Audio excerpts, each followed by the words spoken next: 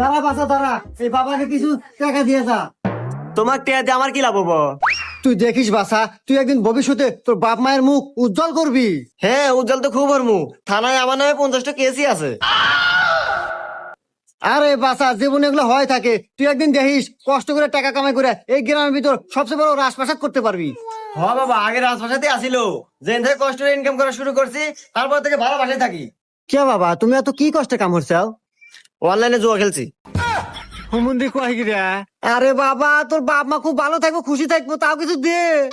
হ্যাঁ, যেদিন থেকে বাপ মায়ের বিয়ে হয়েছে তারপর থেকে সংসারে ঝগড়া বিবাদ শুরু হয়েছে, আজ পর্যন্ত মেটে নাই। এই বাসা, তোর ছোট ভাই আছে? হে বাবা, আপনি কেবার জানলেন? আরে বাসা, এই বাবারা সবকিছুই জানে। তোর ছোট ভাই দেখিস একদিন তোর জন্য ভালো কিছু করব, এখন তো কিছু দে। হ্যাঁ, ভালো কাম তো হয়েছে। 2 বাচ্চার মালিক নিয়ে পলাইছে।